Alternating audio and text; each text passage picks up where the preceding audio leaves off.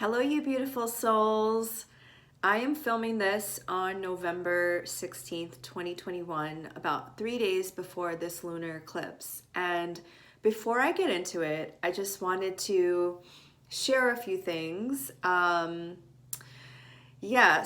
the reason why this video looks like this is because my camera that I usually use, my vlogging camera, was broken, as you know, as you watched in my Scorpio video, and I was using a camera that I don't usually use anyway.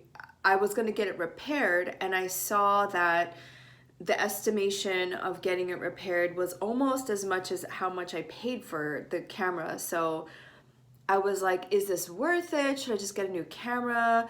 It's a fine camera. It just works. It's just the lens is broken. But this is like that kind of idea, that kind of theme is very much Venus and Capricorn. Venus and Capricorn is really asking ourselves, what do we value? What do we spend our time on? And how do we spend our money? Because we want to make sure during a Venus retrograde that, and during Venus and Capricorn, that what we spend our time on, what we spend our money on is in alignment with our values. Venus is all about values. And I was, I'm like, not that I'm like frivolous with my money, but it's a camera and it's something that I usually would spend my money on. But Venus had already entered in Capricorn during this time, and I was just thinking about, like, even at the subconscious level, intuitively, I was thinking about, I really should watch how I spent my money. And Venus in Capricorn asks us if we can suspend instant gratification for the long term. And that's pretty much the opposite of how Venus likes to act, right? Venus likes to spend money, Venus likes to indulge and have pleasure, but Capricorn is ruled by Saturn, and Saturn is that old daddy energy asking us to watch our budget and just watch how we spend. So I know a couple of you had written in the comments that you wanted me to talk more about Venus and Capricorn, which I will in the coming months, especially as it goes retrograde on, I believe, mid-December. And we're entering the shadow of Venus retrograde at the time of this eclipse. So that's why I'm bringing this up, because this full moon eclipse, the moon is being ruled by Venus. And I think a lot of Venusian themes will be at play for the next 18 months as the nodes of the moon shift from Gemini and Sagittarius to Taurus and Scorpio.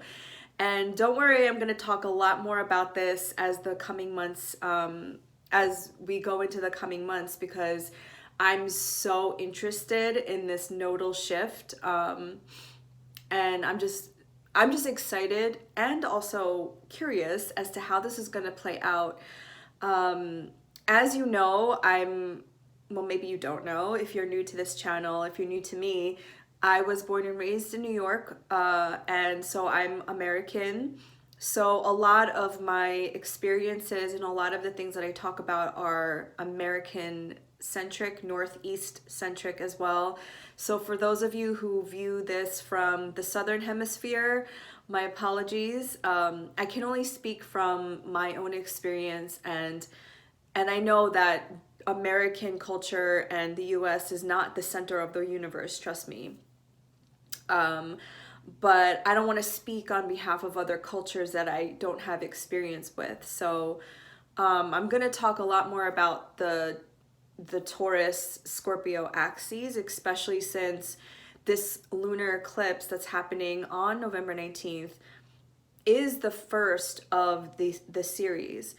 So I'm actually going to talk about this eclipse and the themes around it, because I've been really, as you might have watched in my previous videos, I've been really in it during Scorpio season. I've been in a time of self-reflection, of releasing, of purging, of letting go.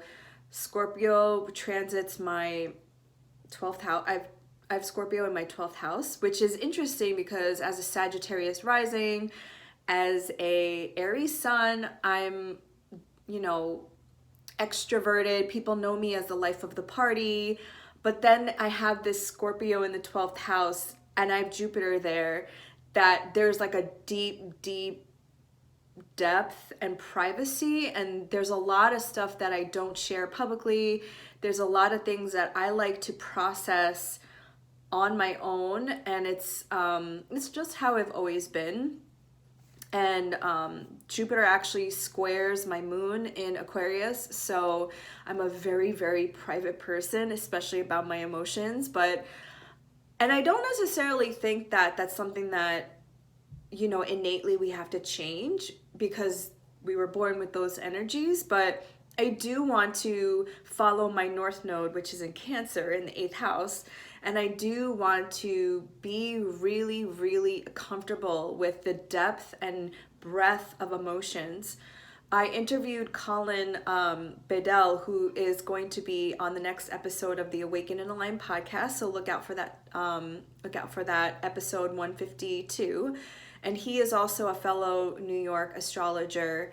But he was telling me about Cancer in a new way that I had never considered before, which is Cancer gives us the permission to feel all of our emotions. And emotions are there for us to feel as human beings. And I don't know at what point we were taught that we can't feel, or that feelings are bad, or feeling sad, or feeling lost, or feeling angry, feeling resentment. Those are all feelings that we as humans have a right to feel, because our emotions show us where we are, and it's like our GPS system for showing us how we really feel about something, the truth, right? Our job is to allow the emotion to move through us and not hold on to these emotions, because they're not healthy for us to be in that state of anger or resentment for a prolonged period of time. And I don't know anybody who is truly happy, who is really happy all the time. Like, that to me is toxic positivity. So I have been in that. I know I mentioned Cancer just because, you know, like Cancer rules the moon. The moon rules Cancer, and Cancer talks about our emotional body, our astral body. And I believe Scorpio is that time, that season, especially in the Northeast, when everything is like, all the leaves are falling, it's a death period, and it's an opportunity for us to feel the depths of our emotions and how we truly feel about things. And I'm just going to be very honest, because I feel very comfortable with all of you, that this is the first time in my life, I would say since I was a young girl, that I was able to feel the depths of my emotions as an adult without alcohol and without substances, because this is the longest I've been sober since probably my teenage years. And I'm almost 40. So that's like 20 years of numbing myself, of not allowing myself to feel sad, not allowing myself to feel righteous anger. And so I cut myself off from the spectrum of emotions that humans are able to feel. And I think that it's very important to feel, because we are emotional beings, and we take action based on how we feel. And I said this in one of my short videos. And if you want to watch more of my short videos that I'm able to post more frequently on my TikTok and my Instagram, but I don't necessarily want to show up on TikTok or Instagram or even on here when I don't feel good, because I just want to be by myself. I just want to be in the feels, right? It's only when I feel inspired and when I feel that I have something to say after processing everything, that I do show up on the platform and I share my experiences. And maybe in the future, I'll find a way to share in real time what I'm going through, but it takes me a while to first feel and then integrate my lessons and have words to describe what I've been going through. And so I also believe Scorpio, and I think I said this in the short video, that we always think about Scorpio as the death, you know, the death card in tarot, but there is a rebirth. So as long as we have faith and we have trust in letting go and allowing the old parts of us to die, the shedding of the skin, the shedding of whatever no longer serves us because we've outgrown it, therein lies the rebirth. And I don't know why. Oh, I know why. Programming, right? Societal programming. But we as a collective and me as an individual has been so afraid to see how I really feel about things, because when you know the truth, that means that there's no going back. That means you have to make a decision. And not making a decision is a decision. So when we find something out about ourselves or we have a realization, it mobilizes us to make a change. And Scorpio is a fixed sign, and so is Taurus. And they, you know, hold down the season. They hold down energy, which is not something that I'm necessarily, you know, I have an Aquarian moon, so I do understand fixed energy, but this is probably why my YouTube channel like has gotten me a little bit time to get used to, because I'm so used to short form and like giving quick little bites. But there is a beauty to taking your time, integrating, really feeling into your body as you're making these changes and making intentional changes, because not everything should be quick and not every change is going to be quick. So I really do appreciate this Taurus energy with the North Node moving into Taurus, and I really feel that we're going to be asking ourselves what gives us pleasure. I just had a reading from Catherine Urban, who's an astrologer here on YouTube too. I'll link her channel if I can remember.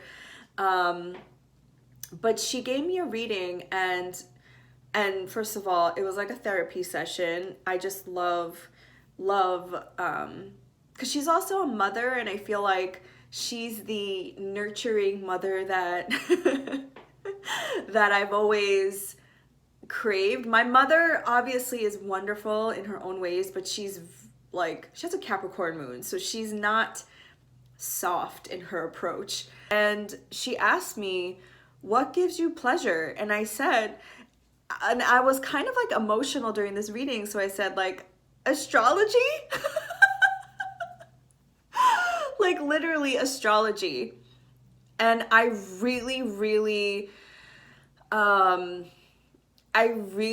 became committed to it during 2020 to 2021. Like before that, I was kind of like, you know, dabbling in other things. I was studying Reiki, yoga, Akashic records, and astrology was always in the background, even though I was always interested in astrology. But I really got into it 2020 to 2021. And I mean, yeah, my moon is in Aquarius, so Aquarius to me is the sign of astrology, and it was that fixed energy that I needed to make a commitment to something, to really learn something. And it's in my third house, so I made a commitment to learn something every day. I watch YouTube videos, and that's how I found Catherine. I listen to podcasts, I read books. Like once I get interested in something that might be my Jupiter in Scorpio, another fixed sign, I go deep. Like I will know random facts up the wazoo. But anyway, what I'm trying to say, my Mercury in Pisces is not like coming out with the eloquent words here, be focused, is ask yourself what gives you pleasure, what do you love, and this will mitigate a lot of the more turbulent times during eclipse seasons and during you know, like eclipses bring change. To me, eclipses are that tower energy, and it's in fixed signs. So something about the people around us, the environment, ourselves, our psyche, our environment doesn't necessarily want to change, but it's happening anyway, regardless. And for me, Taurus being ruled by Venus, we are being asked to tap into our pleasure, being asked to go into the arts, beautiful food, because Taurus rules the mouth, and yeah, just like tap into the more of the Venusian energies to help mitigate some of the tower moments that these eclipses will bring. I'm just going to repeat what I said in the short video because I feel like it is worth it. So this eclipse is at 27 degrees with the sun being in Scorpio, opposing 27 degrees of Taurus. And oppositions in astrology are tense, and this is about our emotional body. This is why I think even bus drivers and police in New York City know when it's going to be a full moon, because it brings out the primal energy, the emotional body of people, and sometimes erratic behavior, you know, like if you think about werewolves come out on the full moon, right? I'm just thinking about Harry Potter when Professor Lupin turned into the werewolf and, you know, tried to kill Harry and Hermione. Anyway, I digress. And so this moon is ruled by Venus, and Venus is currently in Capricorn, turning into its shadow, and it's in a trine to Uranus at 12 degrees. So it's a pretty wide conjunction. I wouldn't even call it a conjunction, but it's in the same sign. So Uranus is an awakening planet, something that's shocking, something, you know, Uranus could also be that like epiphany moment that helps you break free of something that you felt stuck in, either in your environment or in your psyche, as indicated by Scorpio. And Venus being in Capricorn might have to do with maybe your values or work, money. Capricorn to me is really like, you know, I don't want to like stick to so many stereotypes about Capricorn, because if you listen to my episode with Colin, we give different offerings about the archetype of Capricorn, but I really feel like Venus in Capricorn is valuing something that's even like antique, something that's a family heirloom.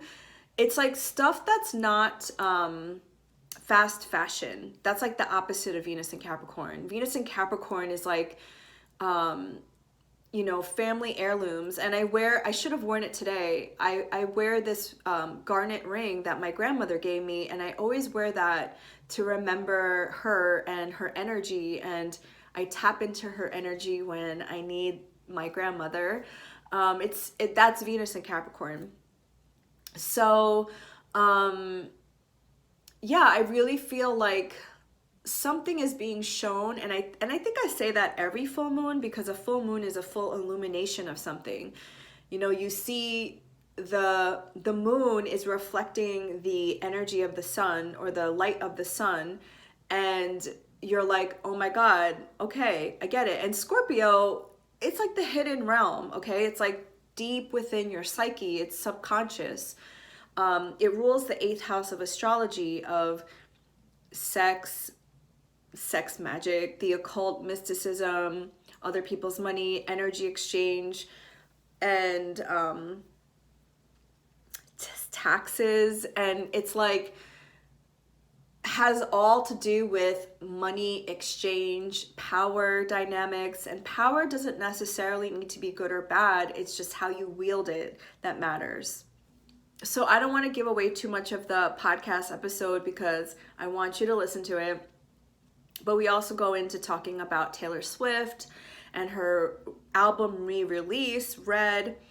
And a lot of those topics really do have to do with the Taurus-Scorpio axis, because Taylor Swift's ascendant is Scorpio.